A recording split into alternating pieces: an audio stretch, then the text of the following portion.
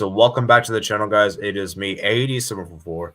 So today I'm joined by Alexander, and Alexander and I are going to be breaking down the Europa League, guys. So we're going to give our quick thoughts on every game because we have 16 games to go. So we're going to keep this around an hour long, of course. And then also maybe we'll just look into the Europa League, the round of 16, because obviously round of 16 draws also later. So maybe if you're okay with Alexander, maybe we could preview the round of 16 as well. See what potential matchups you want to see. Everything. And of course, later today, guys, I'll be doing my draw video. I'll do a dream draw and I'll do my mock draw as well. So feel free to check that out. It'll be after the stream. So let's go ahead quickly just discuss the games, man. So let's start with let's go chronological order. We're gonna start with the Europa League first, of course, and let's just start with Rennes 3, Milan 2, because to be quite honest with you, Alexander, this time is already kind of decided, in my opinion, after the first leg. Yeah, Milan won like 3-0 in the San Siro. But I mean, at first I kind of thought what if Rennes turned it around, because I don't know how to pronounce the guy's name, but he's a good player, and he scored really early, and then I thought, oh wow, maybe Rennes could turn around. But when Jovic got that equalized it to make it 1-1 in the 90 minutes, to make it 4-1, I think it was something like that. In the aggregate score. It finished. It made it safe for AC Milan.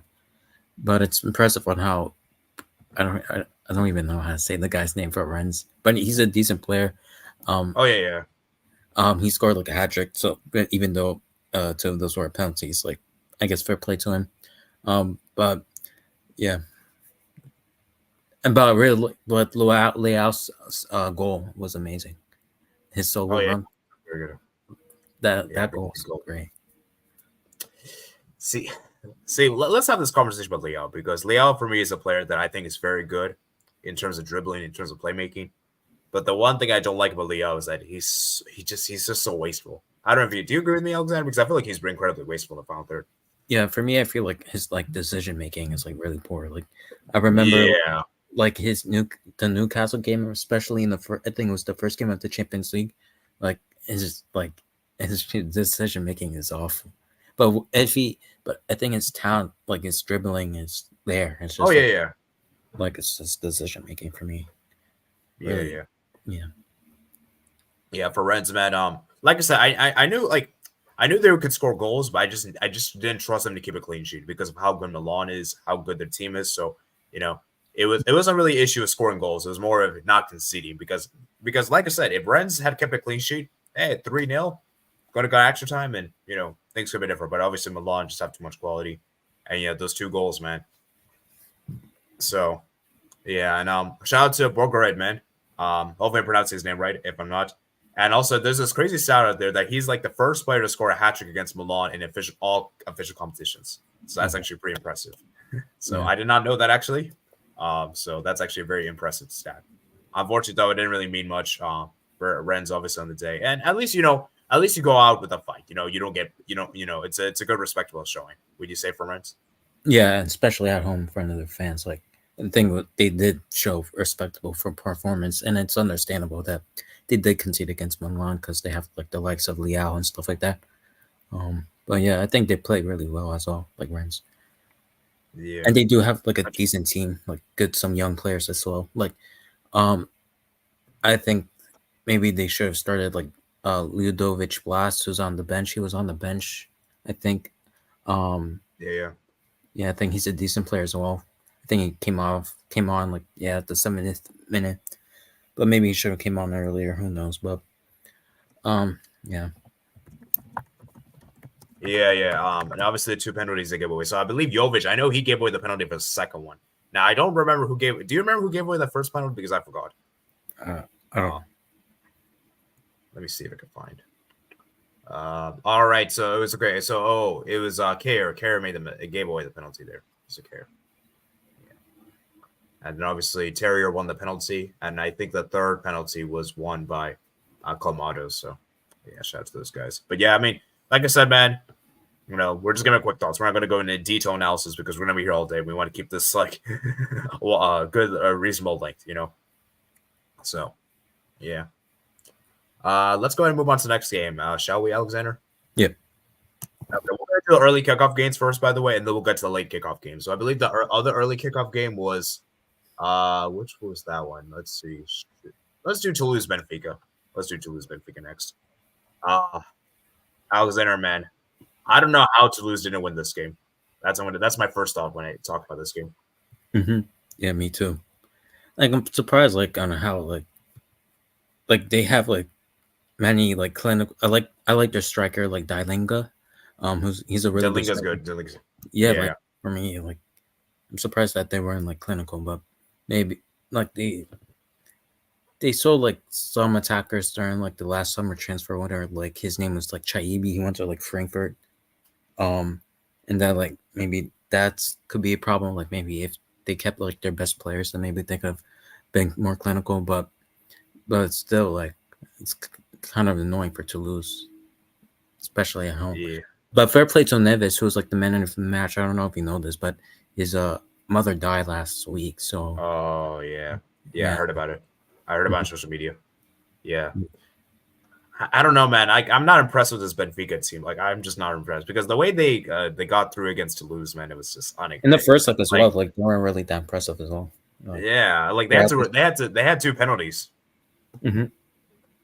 So, like, I don't. Yeah, it was just unlucky because I think Toulouse hit the post a few times the game. I don't quite remember, but I know they hit the post several times. And for Benfica, like I think the best opportunity they had was maybe like João Mario, I think, or was it Ruben Neves? I forgot, one of those two guys. I think they had a very good chance. They almost could have scored, but yeah, Benfica didn't really create anything. You guys, let me just show you guys the stats here. I mean, I don't know what to say, man. Like I don't know what to say. Like, look how good Toulouse were on the day. 60 shots, 6 on target. 6 big chances missed. Man, it's just like even though French teams don't do well in Europe, I think they have like respectable performances, like with like Toulouse and Rennes. Oh yeah. We'll get to another French club, which we're gonna have to we're gonna save it for that. We're gonna save it for that club, but I have a lot to say about that one because that one is I have a lot to say about that one. But Rennes, who bottled it? Oh, we'll get to it, man. We'll go to Alexander. Okay. But what I'm trying to say here is that for Toulouse, I mean, this was a good showing because let's be real, Benfica are the superior team against Toulouse. Like when you look at Benfica's roster, you have the players like Di Maria, then obviously João Mario. Obviously, you got Trubin as well. Oh yeah, shout out to Trubin. Like it's still very shout out to Trubin. Oh yeah, Trubin had a great game. I mean, Trubin was fantastic. Otamendi was great as well. And obviously, I think the big issue for Benfica is the striker. They don't have a recognized striker. Yeah, like that's a big issue. Yeah, like they signed like before they signed like Cabral, like he's a bum. Like he was, and then now Tingstedt, like I heard that Michael Jackson said that he was a decent player. I mean, I don't know about too much about him, but yeah, maybe it was good at Fiorentina, but definitely not at Benfica. I think that you can. No, Cabral was bad. Yeah, no, about this Tingstedt guy, the Tingstedt for Benfica. Okay. I think Michael Talks Football said that he was like a good signing for Benfica. Oh, okay. Yeah, I don't know too much about him, so I can't comment. But I think the striker position is like not good for Benfica. Yeah. So like it's interesting. So yeah, for Toulouse, man, like I said, they put up a respectable showing, and hey, they only lost 2-1 aggregates, and then it was a very very close margin. So and you got to give it to them because I believe this is like I believe my commentator saying like this is like the first time they made the knockout stage in a long time. I think. So, like, this is an incredible achievement for them. And remember, guys, this is a team that won their French Cup last season. Yeah, that's how they went to the Europe Coupe de France. Yeah. Like, and maybe they did amazing last season in the Coupe de France. Oh, yeah, 100%. And maybe it's better they focus on the league because I think they're in the relegation battle, if I remember last time I checked. So yeah, they're not doing well. Yeah, so maybe the Europa League would have been so they have less games, so that now they could go. They can focus all in the league. So yeah. Let's go read some of you guys' comments. They're going to go ahead and move on. Patrick Mia says, hello. HCR says, Bakambu score. We'll get to Bakambu, man. HCR says, hello. 610 says, hello. Hello, everyone. Welcome, Alexander. Should Leal play as a winger or striker? That's actually a good question because he's versatile. He could play both positions, right, Alexander? Yeah. For me, a winger. I say winger. Yeah, I think he's better as a winger because like he's more explosive when it comes to dribbling and his playmaking. Like I said, it's just his end product is bad. And when you're a striker, you have to have good end product. You just have to have good end product as a striker. As a winger, it's not necessarily, but it's still good to have. But yeah, as a striker, it's definitely more necessary, right? Right, Alexander? Yeah. Mm-hmm.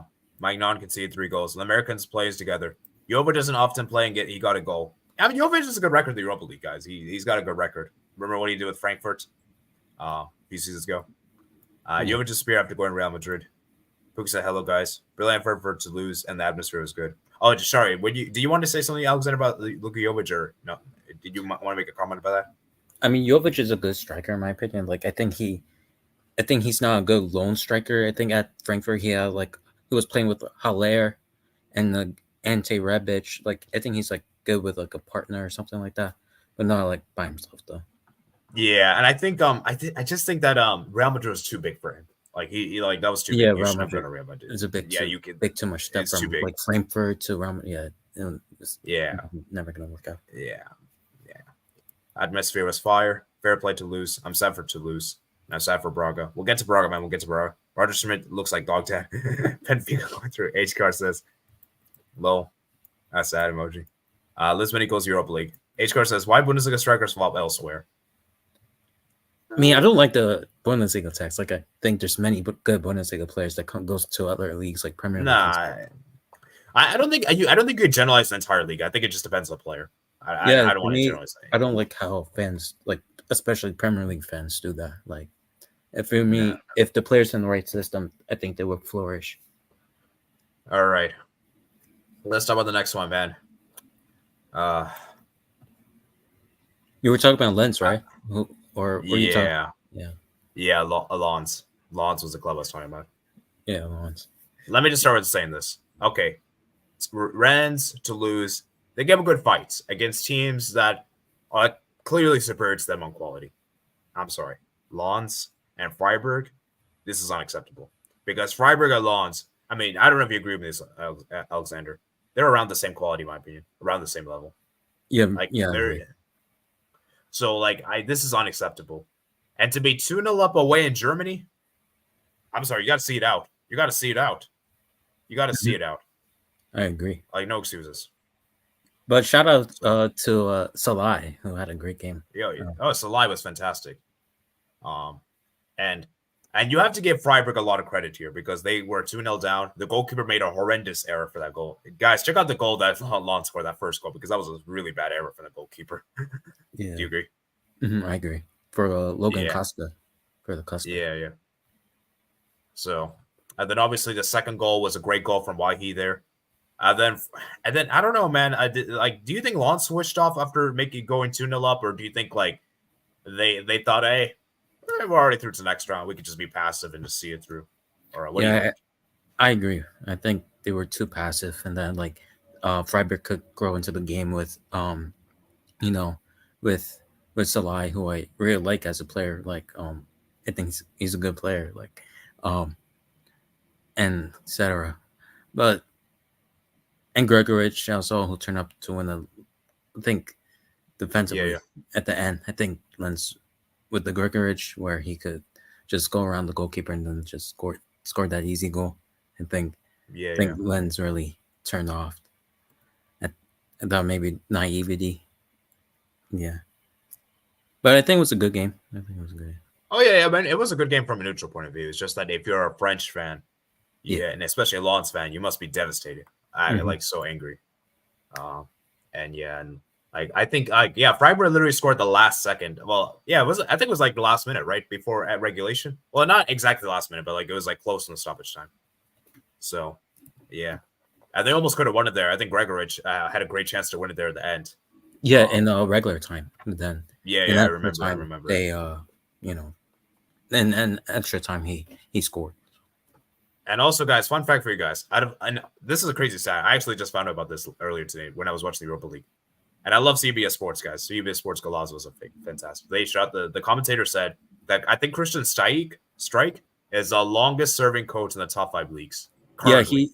Yeah, he's for me, I think he's a great manager. For me, I don't know how.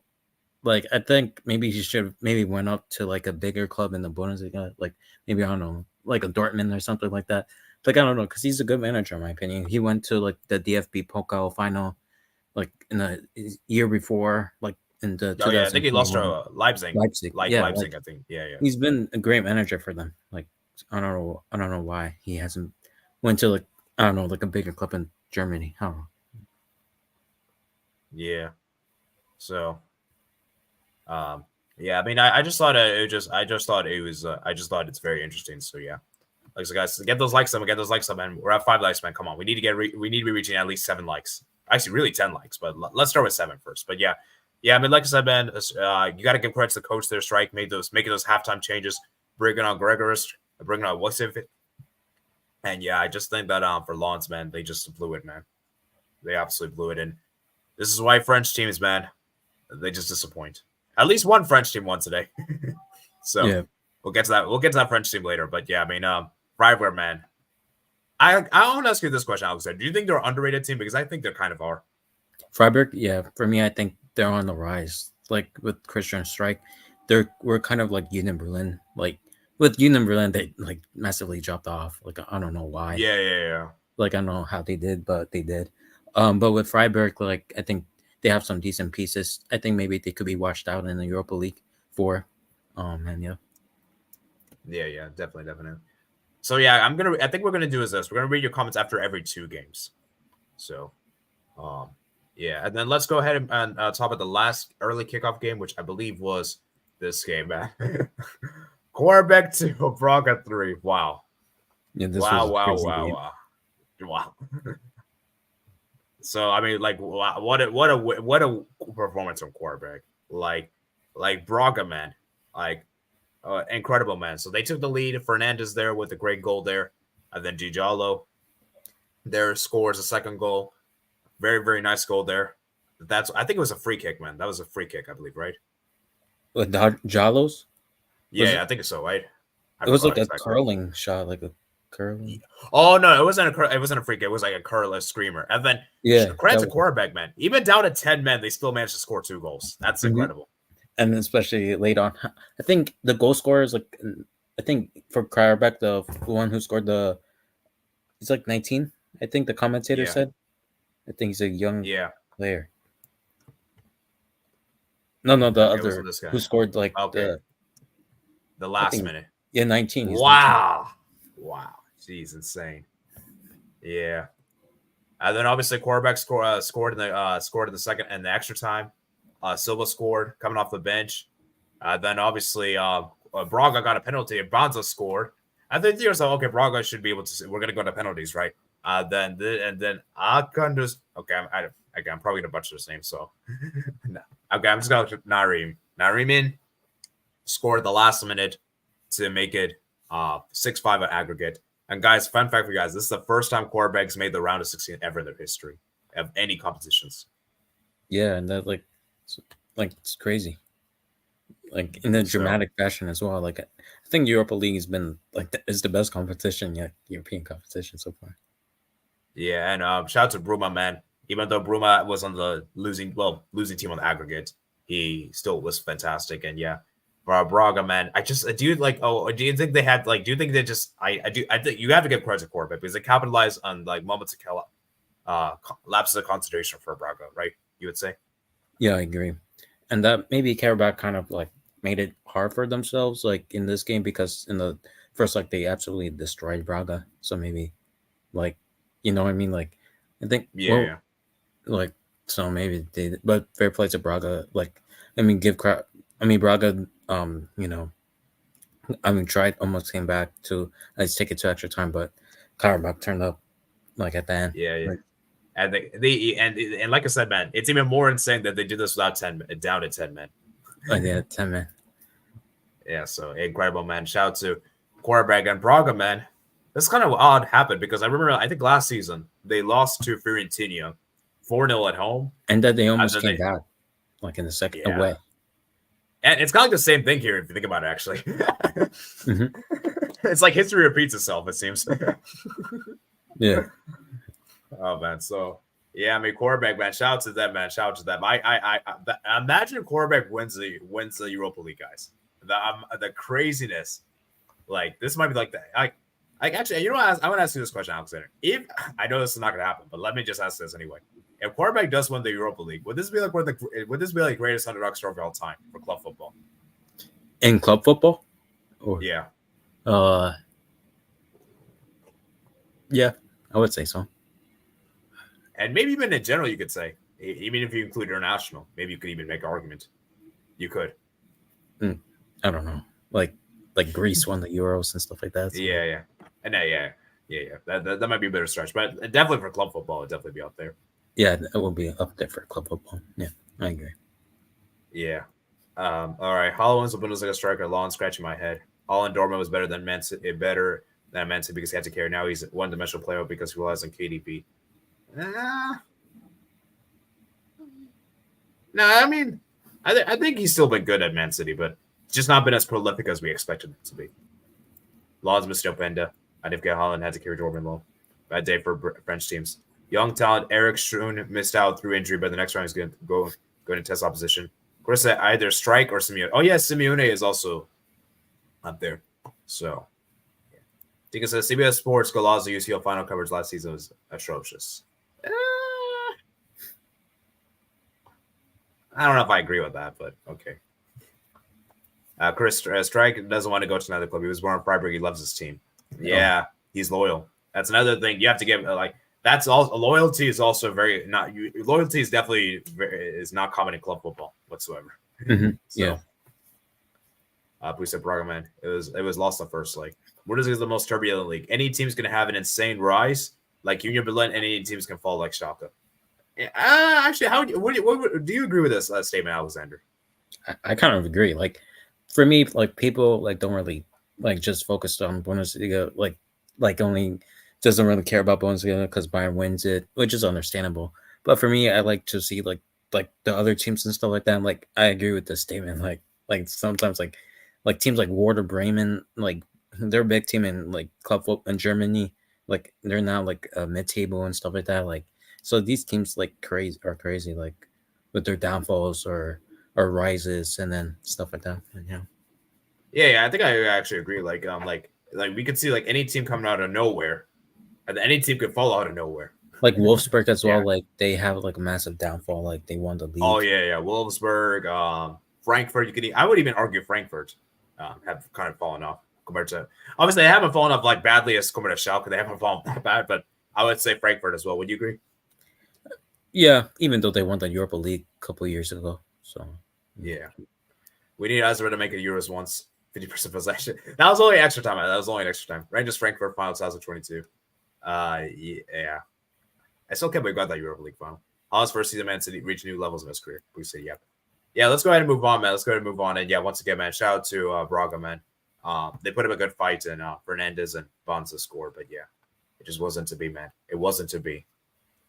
All right, let's go to the late kickoff games. I'm trying to think, which one should we do first? Let's do Sporting Young Boys since this tie was already decided. Let's just go over quick thoughts here. I mean, there's not really much to say with this. So. Yeah, the tie was already over, but I mean, shout out to Guy Kiers again. Like he's, a great striker. Yeah. Oh yeah, very good striker. And people are gonna probably go on social media and look, he missed a penalty. This stuff, but like, come on, man. It's just like it happens to everyone at some. And the tie was already over. Like, who cares? Like, yeah, exactly. And Trincao got the assist there, and then obviously Young Boys did get a late penalty themselves late in the game. It was kind of a consolation goal. Didn't really mean it that much. And yeah, I mean, so for Sporting, man, they got the job done. And like I said, they effectively had already secured their spot in the next round with the first leg. So this was just kind of like what is the word called again? Just formality, I suppose, right? Yeah. So yeah, not really much to say here. And yeah. All right, see you, Pookie. Thank you for joining for a brief time. Yeah, I'm gonna keep the stream a lot shorter than yesterday, guys. Yesterday's stream was a bit too long, so we're not gonna do as long as we did yesterday. All right, let's go ahead and move on. Let's do which one should we do next? So we have 3 more games to do. So I'm trying to think. So we have Spa, Roma. Let's do Marseille. We'll do Marseille next. Marseille 3, Shakhtar Donetsk 1.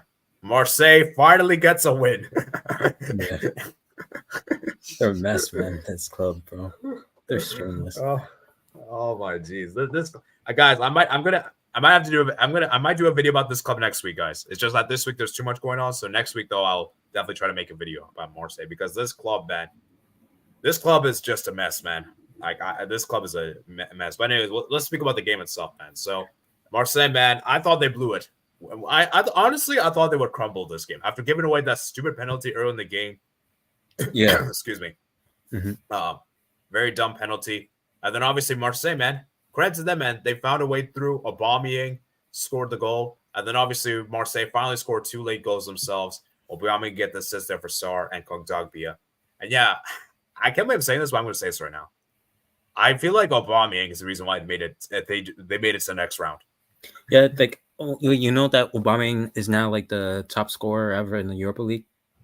Yeah, all time, right? Yeah, all time. Yeah. Wow, that's an incredible. You know what? We have to do a round of applause, guys, because that's incredible. Yeah. But do you agree with me? Do you agree with me though that this team is like a bombing FC? Yeah, he usually carries them like carries them. Yeah, basically. Yeah. But I do like. I mean, I do like some of their players. Like for me, I don't know why. Like I really like Onahi, but Onahi's good, man. Onahi's good. He's a good player. I also like. I also think Harid is good. Harid is decent in my opinion. I think he's good. And Bemba's also pretty good in my opinion. I would say, but yeah, the rest of the players are either average or bad. Yeah, in my opinion. So, yeah, I mean, for Marseille, man, they got the win, and like I said, maybe the Europa League can be some hope for this team. But hey, maybe they could. I don't know if they could. I mean, I don't know. Like they're kind of like ballers and stuff like that. Like I don't know. Man. Yeah, that's true. They did. You know, they actually took the lead twice in the first leg, and then they gave up the lead. Yeah, like so. I don't really trust Marseille. Like, what do you think about the Jean-Louis Cassette appointment? Like he got sacked from Ivory Coast during like AFCON. So like, what do you think about that appointment? Or you don't? Or you want to talk about that like in your video or something? Yeah, I think it's better we talk about that. We're gonna speak too much time, so it's probably better we talk about that. But yeah, let me just say, I'll just give you my quick answer. It's a very strange managerial hire, and I feel like it's a very desperate one, in my opinion. I'm actually interested in it. I don't know. Yeah. All right, let's go ahead and read some of your guys' comments. Okay, so in terms of play strikers, Suarez are better, but numbers Holland deserves credit to be yesterday. Can't dribble much. Well, can't stay for that long today. Peace out, guys. All right, see you, Pookie. H-Car says, no surprise, he always plays in the Europa League. Actually, what was the last time Aubameyang played the Champions League? I want to say like it was with Dortmund, right? Yeah, Dortmund. I think like 2017 through 2018, and then he went to Arsenal during like the January transfer window. Oh, dang! Man, I really want to see Aubameyang back in the Champions League, but I mean, I don't know if I'll ever see it. Yeah, it's never gonna happen. All right, let's go to the last 2 games of the Europa League, and then we'll do like a mock draw thing, and then I'll talk with Alexander to see if he likes his matchups. And then let's go ahead into the next one. So last 2 ones we have. So let's go ahead and let's do this one. Spar Prague for Galatasaray 1. I was watching Galatasaray, man. This game's crazy. Geez. This game is like Oda Tsunji. This guy like was missing easy opportunities. Like I think he got like a 6 on a rating, like which was deserved. Like he was missing easy opportunities. Wow. And that but at least Sparta Prague came at the end, like finished like I think it was Kuchka who scored the header to make it like 3-1, and then Sparta Prague finished it off with 4-1. I think Sparta Prague late counterattack. Counterattacking football, like they deserved this one, but they had like other opportunities, like as well. That shit they should have finished, but at least they won this game, even though those opportunities were missed. But this game was great, like a good game to watch, and the crowd was amazing as well. The fans. Oh yeah. Dude, Galatasaray for me, man. This is what I said, and I'm going to continue to reiterate this point. Galatasaray is a good team. There's no denying that. This team is very good when it comes to scoring goals. They also defensively, they're horrible. Yeah. They're defensively shambles. I'm sorry, this team is garbage defensively. I mean, attacking ones are stacked, like with Icardi, Mertens, and so. Oh yeah. Zaha, like they're stacked, and the other underrated Turkish players. Well, I don't even know how to say his name, but they're stacked attacking. Demirbay as well. He's a pretty underrated player as well. Nice playmaker. But yeah, the defense, man, the defense is so bad. Yeah, like Sanchez was horrible, like especially and they got a red card as well. Like, oh yeah, jeez, yeah, Sanchez was terrible. I think he was at fault for the third goal, if I remember correctly. He should have done better there. Yeah, I think it was at fault. Yeah, either the third or I think it was from the concert. I don't know if he lost the ball. Yeah. I don't know. Yeah, I know. Persaido, man. Persaido is really good. That guy is really underrated. Persaido, yeah. I saw him in the World Cup, for Ecuador. He's I like Ecuador as a team, nice young team. And he was great in this game as well. Like, he's a man. He was a man in match for me as well. I agree with football. Yeah, fantastic, man. Fantastic. Like I said, man. Really yeah, Smart Pro, they're very dangerous. And I said this is my prediction, guys. Czech teams are really underrated, guys. Czech teams are underrated. Yeah, underestimate them at your own peril. They have some good talent, like Sparta Prague and stuff. I think they have some good young players that they produce, like Hojlek. Yeah. But I know he's at Leverkusen, but he came from Sparta Prague, stuff like that. So, very interesting team. Yeah, and like I said, Sparta, like I said, guys, Czech teams, while they may not have the player quality compared to your elite clubs, they can still compete. And like I said, we see in football, it's not about the which team has the better players. It's about systems, like work rate and stuff like that. Like they have good systems, and this will show they just sat back, counter attack, and they easily broke apart Galatasaray. Yeah, Galatasaray, and for me, they were terrible in this game. Like, I don't remember them creating many, they hardly created any notable opportunities. Yeah, Sparta Prague really defended well. Yeah, they knew what they were doing. Sparta Prague, and they did well. They executed. Yeah. And credit to Prieske, man. He made those substitutions, and the substitutions were very crucial. Mm-hmm. That was very smart for him. And yeah, like I said, Sparta Prague are very good on the counterattack. Very, very good on the counterattack. Give this team space, they're gonna exploit. And I wouldn't be surprised that this team goes in I think this team could be a dark horse candidate. Yeah, if you guys looking for dark horse, this could be a good example. Mm-hmm. Go to a decent run for them, like quarterfinals or even semis, but quarterfinals would be good for them. Yeah. All right. And yeah, for Galatasaray, man, disastrous from them defensively shambles. And Icardi had an awful game. And like I said, that's another problem with Galatasaray, in my opinion. I don't know if you agree with me, Alexander. I feel like Galatasaray rely a lot on they're very reliant on Icardi. Yeah, I agree. And Icardi just had a disaster. If Icardi has a bad game, Galatasaray is gonna be bad. Mm-hmm. Yeah, most of the time. So, yeah. Then the final game we got here, it is Roma Feyenoord. Let's go over quick thoughts here. Honestly, this game was a lot of people hyped this game up so much, and it was underwhelming. I'll say that. For me, for the hype that was getting, it was kind of underwhelming. Other games are better, obviously, but Feyenoord.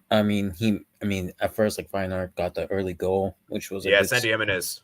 Yeah, who I really like. Even though not a lot of Mexican players are good, only him, in my opinion, Jimenez. But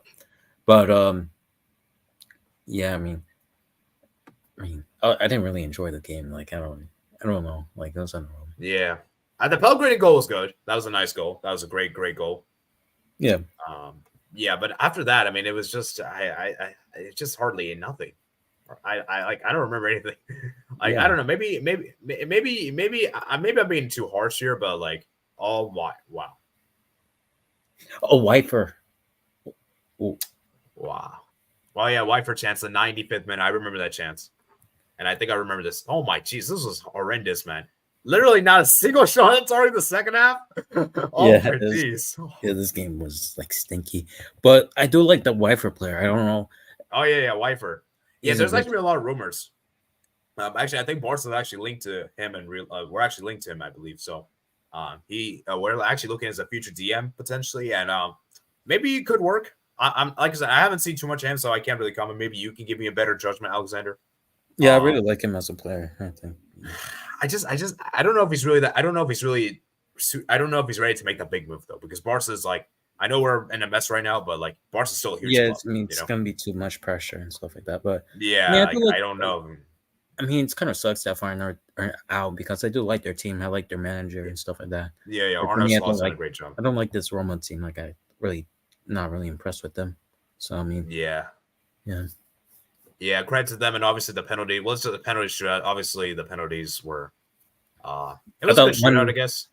Lukaku missed. I thought like Feyenoord was gonna go through. Yeah, honestly, same here, man. Honestly, same here. I was like, yeah, okay, Feyenoord's gonna win this. But then obviously Hanko missed his penalty, and then I was like, and then John Bakash missed the penalty, which I was really surprised with. Really surprised. That definitely caught me off guard. Yeah, because he turned up in the Asian Cup and stuff like that. Like, yeah, he scored that crucial penalty against Japan. Yeah, like so I'm surprised that he couldn't do that. Like doing this. Yeah. Game. And credit to Sivler, man of the match, rightfully so, I guess. And he was fantastic. Made those big saves in penalty shootout. And you know what's actually interesting? Patricio got benched. Why is Patricio benched? Is he like in? Is he like? Yeah, I don't know. It's just really weird. Or maybe they're doing this, Alexander. Maybe they're having like similar play, like they're having like two keepers, like one for a cup competition, one for the league. So I guess. Yeah, I'm not too sure about that, but let me just quickly. Can you actually double check that for me? And then let me. The comments in the meantime. Yeah. Yeah, because I'm actually not too sure, but that's what my guess is. Let me check. Let me look at the comments. Yeah. No, Civil War actually started. Wasn't Patricio. Wow. I guess Patricio is just out of. I guess he's been bad. So, yeah. I mean, this whole Roman team's been bad. So. Yeah. Yeah. Interesting. Okay, let's go ahead and read some of your guys' comments. Spar Pro really underrated. How did Galatasaray went from competing with United going losing a 4-1 Spar Pro? Like the thing is, like those games against United were close. It wasn't like Galatasaray smashed United. It was close games. Just that because both defenses were awful. Both defenses were awful in the group stage. You know. Yeah. It was a very close game. Good game to watch, in my opinion. But it was like, it wasn't like no team destroyed each other. It was. Yeah. So like I and like I said, United did have a lot of injuries that time. So because I honestly think that this version we're seeing of United right now would be Galatasaray. I think they're more United are more like structured like in this run of form. I think they would have beaten Galatasaray, but yeah. Yes, simple. United were crap. Galatasaray was never that good, as the media were saying. Yeah, Turkish fans, Galatasaray, it all depends on draw. John Bakash missed a penalty. Now the fans gonna hate him. He thinks he's taking a pen against Suzuki. Suzuki, he was horrible for Japan. Suzuki. Chris says, are these stats true for sure? I mean, football is generally pretty reliable, guys. It's generally pretty reliable. I'm not too surprised now to think about it because I was watching the game because I was actually watching the Galazza show, by the way. So because it just showed you moments at every single game. So I hardly saw any moments from this game. So I think it is actually true. I think it's actually true. So yes, Chris says, thoughts of De Rossi. Yeah, I think De Rossi is a good he's a decent coach, but like I said, it's hard to really analyze De Rossi. I'll fully praise De Rossi if Roma wins Europa League. I'll fully give him the benefit. I'll fully praise him, but I can't really judge him too yet because, like I said, like they haven't played against any they haven't played against a top team in the Europa League yet so far, you know. And like I said, I personally still believe Mourinho should stay until the end of the season. That's my belief, you know. But Roma are playing better football now than they were playing under Mourinho, so maybe he was right. De Rossi's first tie win. I rate De Rossi's chance of winning the Europa a bit better than Mourinho. Did Osman play? I realized each team had a Iranian player. Yeah, Osman, did he play? Wait, why is Osman on the roster bench? What the heck? That's weird. Yeah. Do you know where Osman? Do you know why Osman didn't? Oh yeah. Sorry. Man, I'm stupid. I thought Osman was at Feyenoord. He's at Roma. He didn't even get picked. He didn't play at all. That's unfortunate. All right, let's go do a Europa League mock draw real quick, guys, and then we're gonna go ahead and do Conference League real quick, and then we're gonna head out. So let me just do that real quick. So Europa League. Let me see if I could get is there like a draw simulator online? Let me see. Let's see. Okay, there is one, guys. Let's do it. There is one I just found. So, okay, let's just do a quick draw real quick. So as you can see, these are all the group winners. So all the group winners can play against a run-up team. Basically, any team could play against any team except from the same country. Okay. Oh, Roma Liverpool. Oh man. Marseille Rangers. Okay. Spar Prague Villarreal. I like Spar Prague Villarreal. That could be interesting. Brighton Freiburg. That's a good matchup. I like that one. Atalanta Sporting. That's a good one. Leverkusen Milan's a good one. That's a great one. I love that one. Slavia Prague Korbrug's a good one. I like that one. Benfica West Ham. I mean, what's your thoughts, Alexander? Give me quick thoughts real quick in this draw. How are these good matchups to you? Yeah, I like these matchups. I actually like Spar Prague with Villarreal. I think Spar Prague will win that game if it happened. And Leverkusen as well. I think that would be a nice game. AC Milan, that would be a good watch. But Benfica, West Ham, like me, I don't know. Both teams are kind of, I don't know, but like questionable. But like, Brighton Freiburg, I think that would be an interesting game. That could be a good one, man. Yeah, I think Freiburg could do something. I think Christian Streich is a good tactician. I think he could do something against De Zerbi, which is, I think De Zerbi's tactics are pretty like easy to do play against. Roma Liverpool, that would be. I think this draw isn't actually that bad. I think it would be interesting. Yeah, Atalanta Sporting, man. We saw in the group stage, so that might happen. That could be interesting.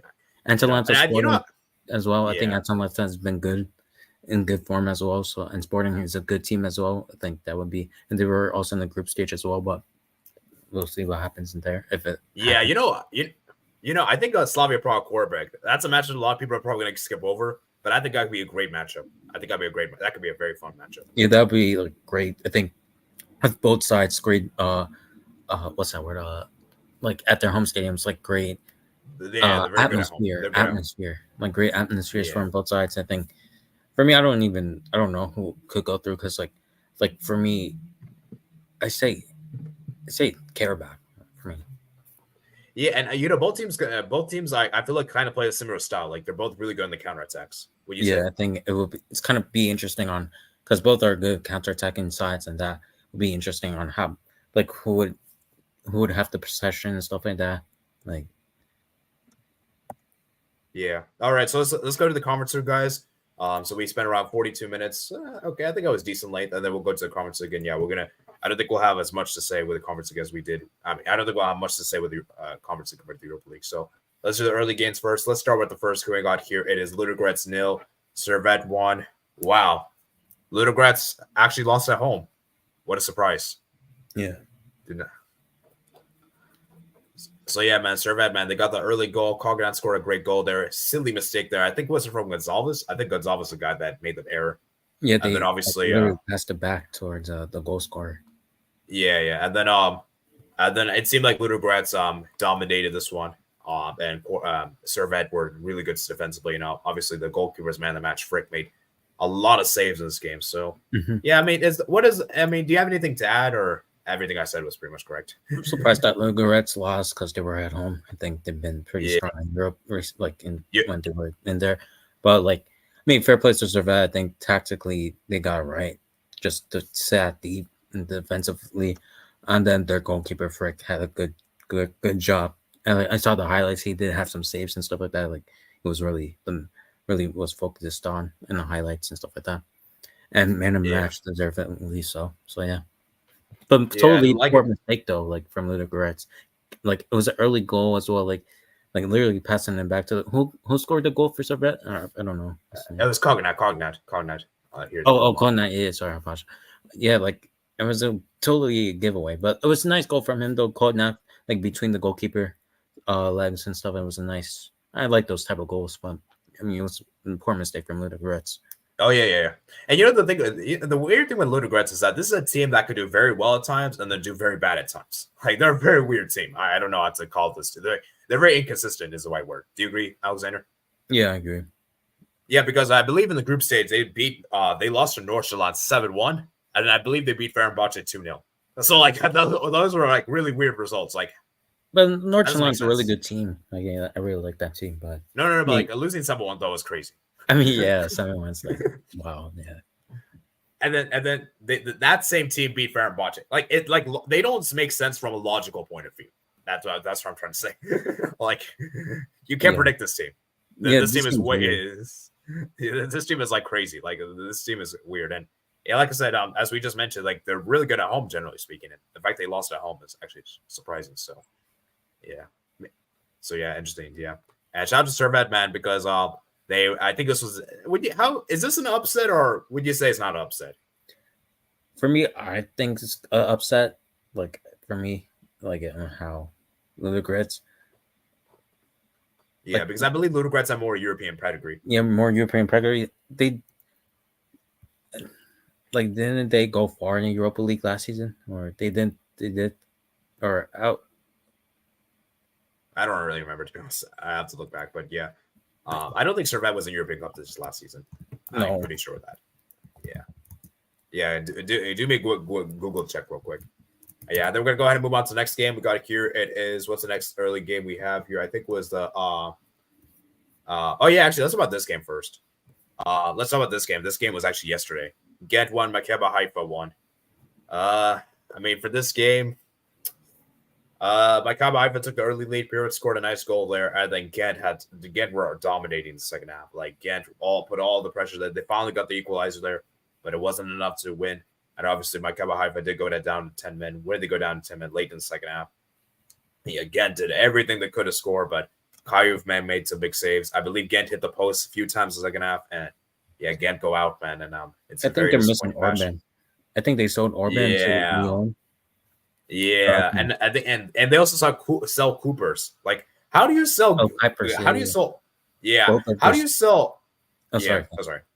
Yeah, no, how do you sell Orban and Coopers, your two best strikers, at the same window? I mean, yeah, like that's dumb. Like, at least keep one of them, because they would have at least scored for them in this game, in my opinion. But maybe Orban is understandable because like a lot of teams wanted it, but Kuipers as well. Yeah, it's just really stupid in my opinion. And yeah, and again, coming into this game, I think one of my friends was telling me they were coming in really bad form. They hadn't been great in the last couple of games, and so I guess their bad form continued. And I got Kuipers went to the MLS. Yeah, Coopers went to MLS. Interesting. Yeah, Ghent had a recent. Their bad form has been apparent, and so yeah, man. Maccabi Haifa, man, shout out to them, man. They actually advanced. Obviously, I don't want to speak. So it's gonna be interesting to see how they do it. Now, I just really wish they could play against Maccabi Tel Aviv. That would be great, but unfortunately, they can't. For obvious reasons. But yeah, I mean, like I said, man, again, they just underperformed. Like they just weren't clinical enough, and they regressed from last season. Last season they were good, but no. Yeah, last season they were fantastic. I remember last season. I think they beat Besiktas here away in Turkey, which was impressive. Mm-hmm. And I think Orban scored a hat trick in that game, if I remember correctly. Yeah, it was a quick, really fast hat trick. I remember that game. And I think that's because, like I said, Ghent basically didn't advance because of how poor their finishing was. Like they just missed so many chances this game. Yeah, So, yeah, let's go read some of your guys' comments. So happy that Ludogorets are out. Sure said thanks. Liverpool, Benfica with Nunes. Bayer because AC Milan stands out. I got a feeling Leverkusen will lose to Liverpool 3-0. I think I already read those comments. So I'll be Ludogorets. Ludogorets didn't deserve to qualify for Nordsjælland. Adi Horgani says, we were lucky against Ghent, but the most important thing is to keep going to the next stage. Oh, yeah. I mean, like, Maccabi Haifa did ride their luck in this game, especially the second half, But you could also say that, it's about, and I like, it doesn't matter about who you're lucky or not. Just get it done.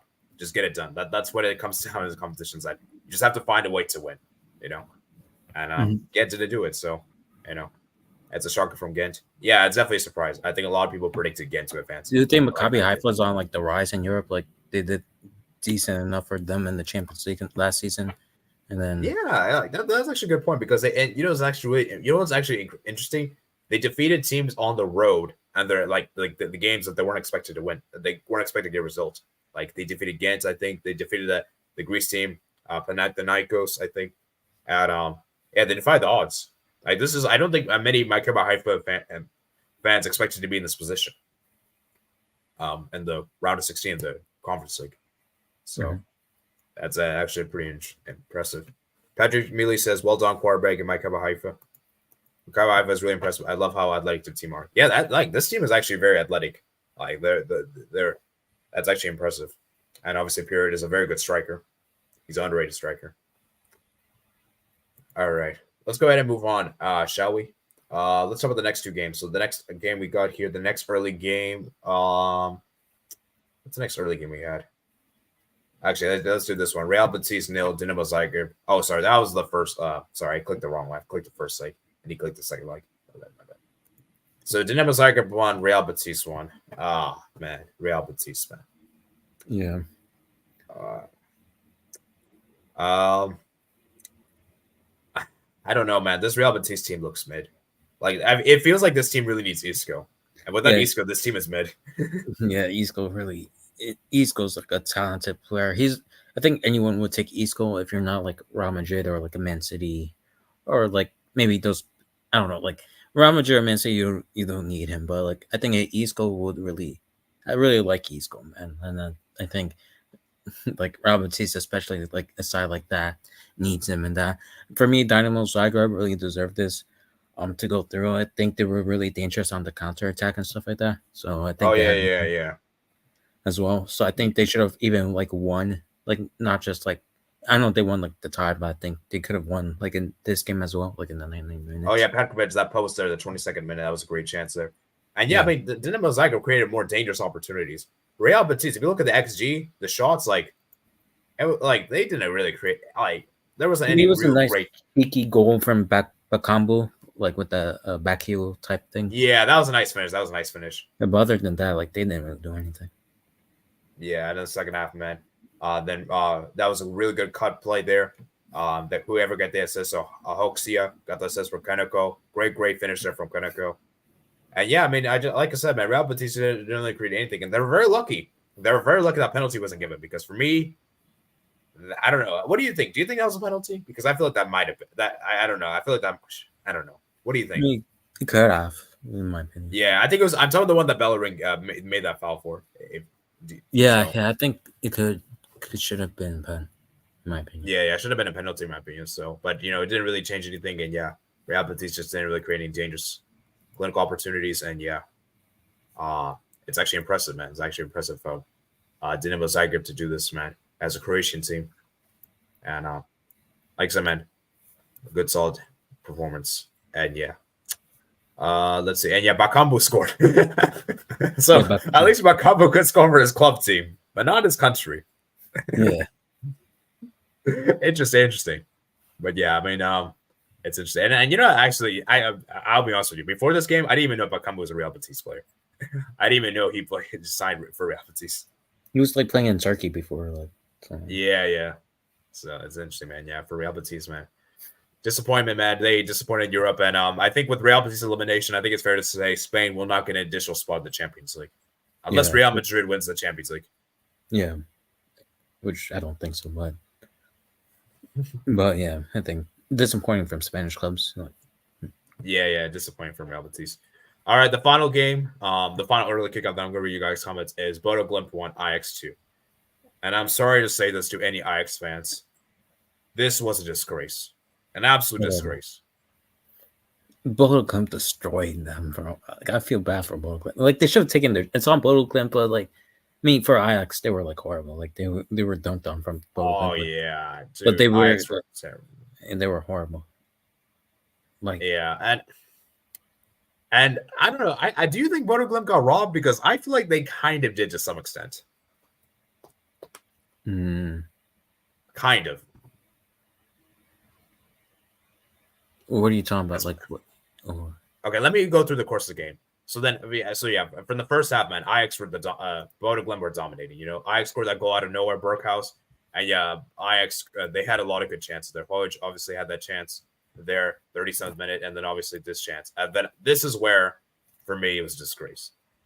So the red card for Sutalo, fair enough. But then that penalty, it was literally a handball, and then the guy got away with it. I think it was who was the left back? I think it was Sosa, Bernat Sosa. He got away with it. Oh yeah. Okay, yeah, I remember. Yeah, And for me, it's okay. Fair enough. It's not a penalty, but shouldn't that be a red card though? Because it's a handball. Mm-hmm. Yeah, I agree. So I don't know how VAR didn't. I don't like. I believe they were just checking for the penalty. Did they even check for the red card as well? I don't know. Yeah, and it was just messed up, And then obviously Bodo Glimt had so many good opportunities. Ramage was incredible. They even hit the post, I think, in the second half, if I remember correctly. Grombeck also, he got a red card, right? Like, and he started best player, like they're a good young player as well. Like, I think that could have been a miss for them. For me, I forget about the referee stuff. Like, I just remember the football game, like in general, like for me, Bodo Glimt, the football that they play is really good. It's just what happened to the Pellegrino guy? Like he usually they sold him. Yeah. I forgot which club he left to, but I know he got sold. I think he went to MLS, if I remember correctly. Let me check. But yeah, they sold him. So yeah, and it's actually incredible. Bodo Glimt did this without even playing the league, guys. Because remember, guys, this is the first 2 competitive games this year. Yeah, they start later, their league. Yeah. So, I just feel like for me, I just feel like for Bodo Glimt, man, it was just unfortunate. And then obviously Ajax scored there in the extra time. I don't know Hogg was doing there. That was for me, that was bad goalkeeping, in my opinion. I don't know if you agree with me. He should have done better there. Yeah, and then a great finish from Taylor. And Taylor's actually played as underrated. I don't know why Kenneth Taylor's not starting. For Ajax, and for Ajax, man, they got the win, but man, it was a very unconvincing win. Very unconvincing. Yeah, they're horrible Ajax. Like I don't know. Like I understand they sell a lot of players, but I'm surprised that they went from this to this, Yeah. So, yeah. So actually, let me just talk about this real quick. So, what do you think? Do you think that was do you think that should have been a penalty and a red card? Because that's what I feel like it should have been, in my opinion. Yeah. Or maybe not a penalty, but at least a red card. Because there was a foul, I believe. That's the reason why they didn't give the red card, I think. I mean, not sorry, red card, the penalty. But I still think that's a red card offense, though, what he did. So, But yeah, it is what it is. And yeah, and for Ajax, man, they also did this by Jordan Henderson as well, which is actually impressive. So yeah, what was Jordan Henderson? Yeah, why was he not on the roster? What the heck? I mean, I don't know. I mean, it's a weird signing, Jordan. Yeah. Yeah, robbery, man. I really like Bodo Glimt. I really like their manager, Kieto Konutsi. Yeah. Oh yeah, and Berg scored a fantastic goal there in the 8 in the 9. Berger, that was a good goal. I forgot to talk about that. I really like Berg as well. He's a good player. Underrated. Yeah, let me read some of guys' comments. Let's read. Okay. Great week for Isaac. Oh yeah, it's a great week for him. He's happy. Where was this with DRC? Fun fact: Dinamo Zagreb were the only team that finished second in the Conference League group and progressed around to 16. Wow, that's interesting. I didn't know he was playing there either. Ice downfall. Now the Europa League definitely won't be heading to City of Sevilla. Sevilla. But Glimt should have qualified. That's for sure. The referee gave an offensive foul. Ajax winning away without penalties is impressive. No Jordan Henderson. One Bodo Glimt fouled the goalkeeper. Okay, so I can understand why the penalty wasn't given, but I don't understand why the red card wasn't given. Like, how do you justify that? Like, it doesn't make sense to me. Chris, he says he could have not given the foul. That's for sure. Well, Master says Bodo Glimt have had a fan who's featured on Michael's channel. Ooh, that's interesting, man. That would be amazing if we could get him on this channel. Chris says that was one of the most unfair results I've ever seen. Swear, yeah. Well, a lot, in my opinion, in general, a lot of football fans remember refereeing incidents and they complain. For me, I always forget these referee incidents, the penalties. Yeah. I always forget. I only remember how the game went and stuff which team missed chances. These referee incidents, I forget. I always forget. I don't know.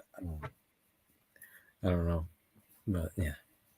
Yeah, it is what it is. And like I said, Bodo Glimt, they got to blame themselves because they have so many chances. It's on Bodo Glimt. I don't really care about the referee decisions and stuff. For me, they didn't take their chances. Yeah, and like I said, as much as we complain about the referee, it wasn't Bodo Glimt, it's their fault. They should have taken. They should have been able to kill off this game, especially given how defensive Ajax were. And first, they shouldn't have bottled the lead as well. Oh yeah, that's true. In the first leg. Yeah, found them. Yeah, the foul happened before the handball. All right, let's go ahead and move on. Let's talk about the next 4 games. Why? Oh, that's why. Okay, thank you for letting me know, Chris. That's why. Okay. All right, let's talk about the next game we got here. It is, man, I can't believe that J Warsaw did Going that. back to the first leg, or yeah, no, second leg. Yeah, oh man, Legia Warsaw, man. I gotta get credit. I underestimated Mold. I did really underestimate this Mold team, and this is impressive. And Legia Warsaw, like, do you think like it was just like one of those games where one team just got outclassed, or do you think like Legia Warsaw is just that bad? Because I feel like for me it was just outclassed. I think we should give credit to Mold. I think they played really good football today. Yeah. And even though they had like less ball, like less possession, like I think I watched the highlights of the game and like they played some good football, like nice. They could have scored more and stuff, and then like they did some nice football. Yeah, and like I said, possession is not a really good number to see how dominant the team is. You have to look at the shots and shots on target. That's actually, how it's how dominant they were. And yeah, from look at the shots wise, they were more dominant because Legia hardly created any good opportunities from open. Like they didn't really create that many good chances. But they did have 3 big chances. And I think another thing of Mold was also very clinical. I think that's another thing. Legia Warsaw wasn't clinical at all, And so I just feel like for me, once the second goal came in, I knew it was over. Like I knew they couldn't be able to turn it around. Do you think they tried to Liga goalkeeper could have like maybe done better? Like I don't know. Oh yeah, he was bad. Did he make a single save? Oh my, he only made 1 save. Like he was bad. Like really. Yeah. His positioning was questionable. Like I don't know. Like yeah. We're not gonna. I don't think it's all the goalkeeper, obviously. Yeah, but I think Liga was horrible in general. But I think their goalkeeper was like the really, really bad one out of the bad apples. Yeah. So, and like I said, man, very, very impressive. So, and like I said, shout out to Goberson, scored a brace on the day. He was clinical, man. And yeah, it's gonna be interesting. Let's go read some of your guys' comments. Actually, we'll read your guys' comments after the next game. Then we got Slovenia Barcelona 0, Storm Graz 1. This tie was pretty much done the first leg. I hardly saw any highlights from this game when I was watching the Laza show. And yeah, I mean, it was already pretty much decided. They obviously got that goal there. Barrett scored that goal there at the 52nd minute, or in the second half. And yeah, then obviously Slovenia Barcelona go down to 10 men right at the end. And yeah, I mean, I don't know. I mean, I'm just disappointed with Slovenia Barcelona. I really am. Like, especially given how well they were last season. Yeah. In the first half, they should have scored those goals, man, they had in the first half. Like, he had that chance there, 45th, and then the third, and then Storm Graz came alive the second half. So, you have any thoughts of this game? Yeah, kind of disappointed with Slovan. Like, I thought they could have been watched out for because, like, last season as well, they were decent. But I think this tie was, even though they had chances in this game, I think the tie was pretty much over, in my opinion. Yeah. I think I just think they made too many defensive mistakes in the first leg. Mm-hmm. And and I just think that Storm Graz were very clinical in the day. They're just and you can see how good they were. Like 11 shots, 15 shots, 5 on target, 4 big chances. Like, they're a very dangerous team. I think Storm Graz is another underrated team, guys. Look out for this team. All right, let's go read some of guys' comments.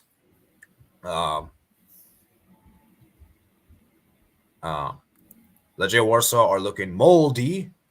Chris says it's pronounced mold, like we pronounce Saint and Mane. Oh, mold, like molde, like this. Is that how you're supposed to pronounce? Molde, like Sane, Mane, molde. Yeah. Oh, molde. Okay.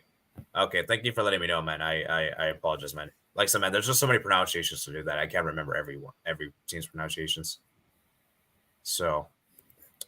Yeah, also Norwegian clubs were amazing. Legia Warsaw is one of Steve's teams. Chris says yes. All right, thank you for letting me know. Yeah. All right, let's go to the final 2 games we got here. Olympiacos. Oh, shoot, I clicked the first leg. I mean to click the second leg. Olympiacos 0, Ferencváros 0, Olympiacos 1. I'll be honest with you, this game had This game was meh. Oh man, and the Ferencváros were terrible. It was all Olympiacos. Yeah, they should. Yeah, Olympiacos. Yeah, they should have done more, like scored more. Like, yeah, it was all Olympiacos. Yeah, then obviously a penalty was given away by Ferencváros. I don't remember who gave away the penalty. I think it was Varga, if I had to make a guess. He probably gave away the penalty, right? I don't. No, he didn't give away the penalty. I don't actually. Yeah, it doesn't say here in the football. Let me see if I can find 45th minute. Let me see if I can find 45th minute. It was given by. Oh, it was a handball. I think it was a handball. I think. And then Al Kaibi scored the penalty there. And yeah, I mean, Ferencváros were abysmal, man. Like 11 shots, only 1 on target is really bad. And yeah, Ferencváros, man, Olympiacos just dominated. They should have won this game by a bigger margin. Yeah, credit to Olympiacos, man, because they have Sevilla's coach, the coach that won them the Europa League last season, Medibler. So that's actually interesting. So yeah, Olympiacos, man, shout out to them. And Ferencváros very disappointing. Like, are you disappointed in Ferencváros? Because I expected them to do better, especially at home, because they're pretty good at home, especially Hungary. Yeah, me too. I agree. Like, I was expecting more from like Slovan, Bratislava, and Ferencváros. I thought they could be watched out for, but like, I mean, they disappointed me. They both disappointed me. Yeah, definitely. All right, let's move on to. I think we have. What's the last game? I think we got UNSG. I think that's the last game, right? I think so. Yeah. Yeah, it was. Yeah. All right, man. Frankfurt, man. UNSG, man. Hey, I got this correct. I said UNSG would beat Frankfurt, and I got this correct. Now, am I surprised they won in Germany? Yes, I did not expect them to win in Germany. I was expecting them to win in Belgium and maybe a draw here, but it was actually the other way around. So yeah, it's actually interesting. And yeah, Frankfurt, for me, they were really poor for majority of the game. I think UNSG, UNSG deserved it, man. They were the much better team for majority of the game. I will give credit to Frankfurt. They did come alive kind of like the second half. I mean, they came alive when they were when they had 2-0 down. Yeah, like when they had to, but like throughout the whole game, they were like lethargic and stuff like that. But for me, I think UNSG like really did well with their game plan. I think Protest, he was really good. I think he's a nice little technical player. I think he's good. I really like him. For me, I think hopefully they do well UNSG. Like, didn't they like bottle the Belgium league last season and stuff like that? So like I think they bottled it or something. I don't know. Yeah. You're right. Yeah. So I mean, hopefully they could get a trophy because they've been on a rise for a few years now. So yeah. And obviously, that was a great goal there. Great goal there from Dennis Eckert. Then Frankfurt did score a late goal there. And Bembe there. And then, UNSG held on to the end. They were defensively solid in the last few minutes. And like I said, man, Frankfurt were underwhelming, man. I wasn't impressed with Frankfurt in the group stage at all. I think Selmwani was a terrible mistake. They didn't really replace him properly. I mean, they sold him like really late in the window, so they kind of really. Yeah, that was also really stupid. Like, why would you sell a guy on deadline day and not get a proper replacement? Yeah, they're relying on Marmouche, who's like did well for Egypt, right? Like in the AFCON, but but he's not really a good replacement for a guy. He's not like he's decent, but he's not like comparable to Mwani. Mwani was like way too Mwani was always So I just think that for Frankfurt in particular, man, they got to improve that attack because the attack is really underwhelming. Yeah, the attack is like, I mean, defensively they're fine. It's just the attack and stuff like. Yeah, I think the midfield is fine. It's just that the attack was horrendous. Like, that was pretty much the issue. Yeah, like their midfield. I mean, Sakiri is decent. I think I like Pacho, who's a good Ecuadorian defender as well. Yeah. And shout out to UNSG, man, because they're a very underrated team. Morris had to make some big saves in the game. I remember correctly. I think he made a big save in the 60th minute. I think it was before. I think it was after I think after UNSG scored. Like, Frankfurt started to show up a little bit. He made a very good save there, if I remember correctly. And yeah, man. Like I said, man, look out for UNSG because this is an underrated team, guys. They did well the Europa League last season, and let's see if they can do one better and go on to the semifinals of the Conference League because I think they went to the quarters of the Europa League. Yeah. So let's go ahead and do a mock draw real quick for the Conference League, and then we're going to head out. I don't know, guys. Tomorrow we're going to be doing a draw reaction stream on the channel. I'll probably do that one solo by myself. So yeah. Let's see. Okay, this is a man. I'm looking for a conference link. Not. Is there not a conference link here? I don't think there is.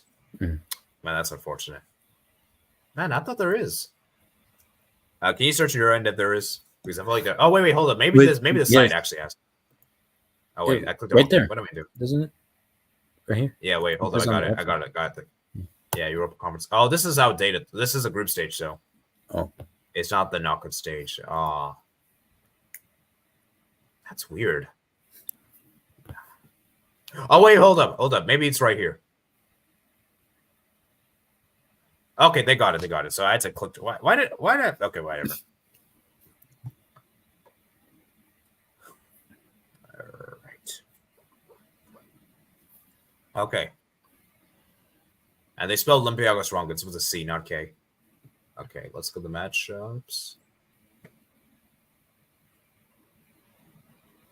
Ooh, Olympiacos Fiorentina. That could be an interesting matchup. That could be.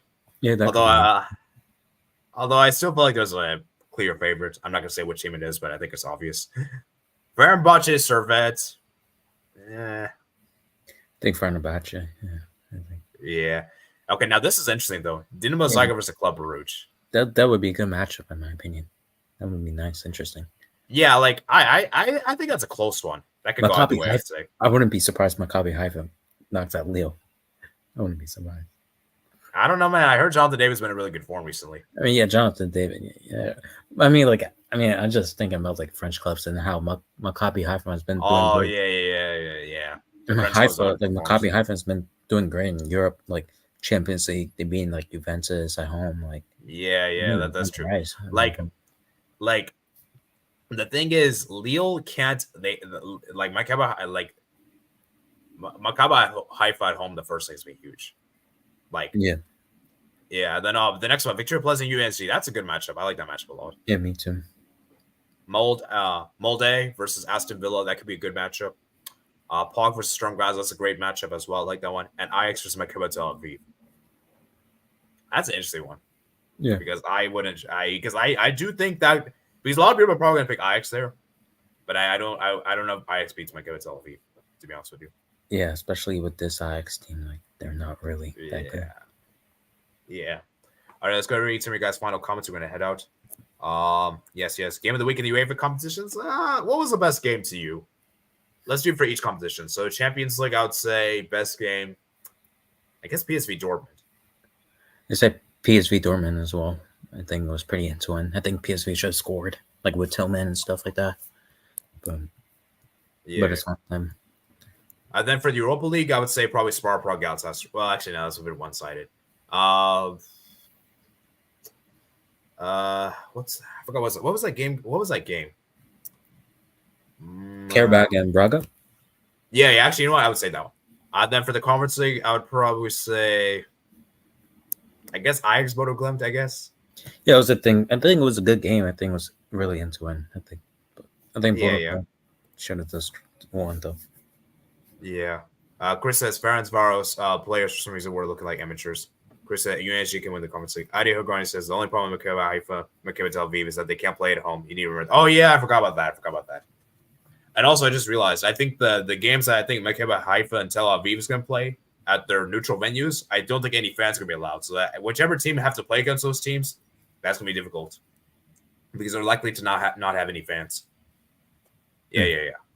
So, I mean that's going to be it, man. So I think that's going to be it. So, I mean, it's going to be interesting to see what happens, guys. So I think that's a good time to round things off. Do you agree, Alexander?